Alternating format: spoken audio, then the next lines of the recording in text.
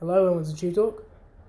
Hello, Doug. Welcome back to our level 4 Lockdown TubeTalk. lockdown tube talk. We must, though, got to feel sorry for our Australian cousins and friends and owners who have been in lockdown for a lot longer than us. It's true. We've only been locked down for a few days. I've been locked down for years. You love lockdown. Yes, I do love lockdown. Why do you love lockdown? No school. No school. Get to hang out with Dad. Yeah. Yeah, that's not part of it. Yeah. Let's hope on this side of the Tasman it's reasonably short.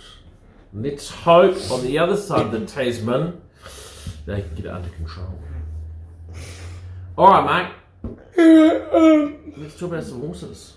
Last week we had 3 runners on Saturday, and one of them, which was Deal's Done, won at Rickerton. Yeah, it's been a really good start to the season. Bit of a revelation, isn't he? Well, he's always had ability. He led, got taken on, kicked, taken on again, and kicked away, won by 2 lengths. I think his last 5-6 starts now. He hasn't finished out of the top 3, and he's had 2 wins. Very progressive, and if anything, he's getting better. So he will now have 2 weeks off to freshen up, and we'll set him for the Group 3 $250,000 New Zealand Cup over 2 miles, because he stays, and he'll stay all day in November. So exciting for him.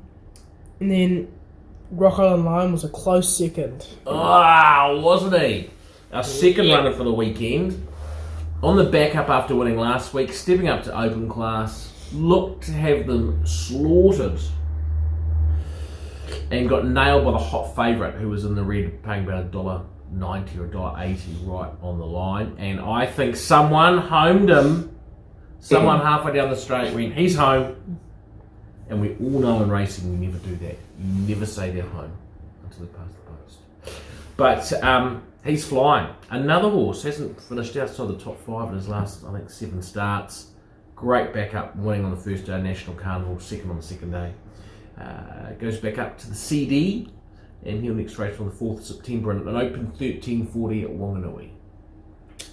And then Mubaraz was a good third.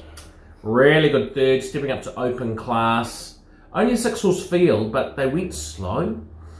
He's also stepping up to 2,000 metres for the first time. So he got back and he pulled for quite a long way in the race because they were going too slow.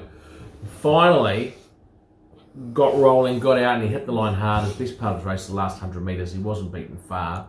A better tempo, a larger field, and he could well have won that race. So he's going really well, and he will race again on the 28th in the Group 3 Premier's Cup at Rose Hill, over 1,900 metres with 160,000. Moving on to this week. On There were Saturday. only 3 runners last Saturday, weren't they, Doug? Yes, they were. Okay, all right. And then all of these ones are possible races, is that correct? No, just the first one. The first one is a possible race, the rest of them aren't. So this week on Saturday at Cambridge, race 6, we have Iridani.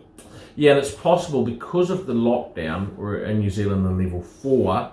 The race in Cambridge can only take place if we move to level 3 in the Waikato, which I think there's a 50-50 chance of happening. 50 shot them 50-50 by midnight on Friday. So, yes, she's in race 6.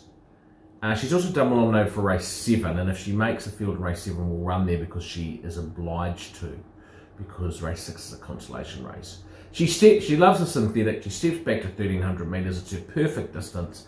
Unfortunately, she's drawn wide, so she's going to get back. She never draws well, this horse, on the synthetic. If she drew well, we'd be super confident. As it is, she'll get back and running. She will track something up with Danielle Johnson in the saddle, come off their back, and be very hard and strong late. She's a definite each-way winning chance and will be over the odds. At Eagle Farm, race 1, we've got Stardome. Yes, over the Tasman. So Stardome second up. First up, he was a very good 5th over a mile too short from coming from last a few weeks back. He's had a wee trial in between times. He steps to 1,800 metres. Still short of his best distance. He has 59 kilos, which counts against him. It's a small field. He's got the outside draw. He'll get back in the field, but he is working well. He looks great. He'll be finishing hard. He's a definite top 3 chance. There's a $1.50 shot in the race, but he's definite top 3, and he'll back up next week over 2,000 metres, and that race really will suit him in 7 days' time. Then at Sydney race 4, we have Wairiri Falls. So Wairiri Falls, last start winner by nearly 3 lengths, stays in the same grade but goes up in weight. However, Brock Ryan rides, his apprentice, that brings his weight down 2 kilos, so he's not that much worse off. What is bad is he's got barrier 14 of 14. No, we never draw good barriers though. Well, we do sometimes. We don't a lot. What's that? Well, Eridani's bad. It's because that bloody... Eridani outside, Stardom outside, you're right, Wairiri Falls outside. Things are going to have to get better. He's had a little freshen up in between times, come back really well, horse is going super. He'll get back from the draw. As long as we can get a bit of cover, wouldn't mind if we're in the 3 wide line with cover. He'll finish off hard again. He's a really nice each way chance in this grade. He's better than this grade. He's going really well. And then at Randwick race 10, we have a Tissue, the most exciting up and coming horse. Very, very exciting. A Tissue, 4 wins in a row in New Zealand, has gone over to Sydney. Your trial was super last week. Sat back and gave her a squeeze, and she sprinted hard, got up and won, made up 5 or 6 lengths in the last sort of 100, 200 metres, so really good. It's just a kick-off point for her though, and she needed her first run last time, and I think she will need it a little bit. 1400 metres, midfield draw, Kieran McAvoy on. She'll probably be about 2/3 back in the field with cover, but she'll get out at the top of the home straight, and as long as she gets out, she'll be finishing hard. Wouldn't be at all surprised to see her win. Because she's very, very, very talented. But on the same hand, I wouldn't also be surprised if she just needed this run a touch. So she's going to be a really interesting watch. She's in for a big, big campaign. And then at Moonee Valley, race 9, we have Skyman. And he's drawn barrier 1. So one good draw. Well, and we went outside draws, and then we went a Tissue midfield, and now Skyman barrier 1. So we've come in a bit. Skyman resuming for a new campaign. Very talented horse. Coming up really well. Jump outs have been excellent. He's in for a very, very good campaign. Love his barrier draw. The distance is a touch short of his best, and he's had 1 run at Moonee Valley before where he didn't really handle the track. That's the concern. But from barrier 1, he will sit up, I imagine, handier than he normally does. And he can win this race. There's no question he can win it. It's just about, and he does race fresh up, but it's really about handling the Moonee Valley track, and the track being a touch short for him. But I will certainly be backing him because he has the ability to win. Some really talented horses stepping out this weekend in Douglas. And then our bit of the week, which just bit of the week. Just so happens. Shall I do the? Can I do the drum roll? Bit of the week. The bit of the week is Wairiri Falls. He is. Go for one of our own, which often is the kiss of death. So it never wins. Well, we go for our own. We, often we put the mockers on them. But I just can't believe he's 13 and 380. I cannot believe it. He won this grade last start. He's a good horse. He's going really well. I know he's going to have to come from off them, but he's done that before. He's got a great turn of foot.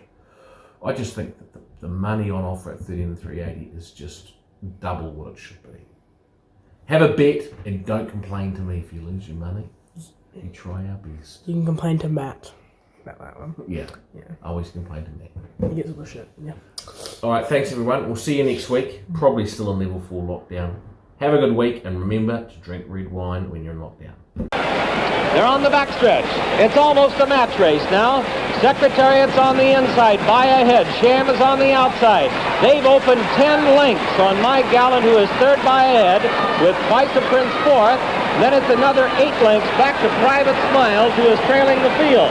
They continue down the backstretch, and that Secretariat now taking the lead. He's got it by about a length and a half. Still Sham, 10 lengths back. My Gallant, Twice a Prince. They're moving on the turn now. For the turn at Secretariat. He looks like he's opening. The lead is increasing. Make it 3.5. He's moving into the turn. Secretariat holding on to a large lead. Sham is second, and then it's a long way back to My Gallant and Twice a Prince. They're on the turn. Its Secretariat is blazing along the first 3/4 of a mile in 109 and 4/5. Secretariat is widening now. He is moving like a tremendous machine. Secretariat by 12. Secretariat by 14 lengths on the turn. Sham is dropping back. It looks like they'll catch him today as My Gallant and Vice Prince are both coming up to him now. But Secretariat is all alone. He's out there almost a 16th of a mile away from the rest of the horses. Secretariat is in a position that is impossible to catch. He's into the stretch.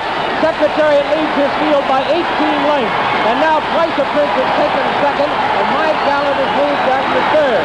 They're in the stretch. Secretariat has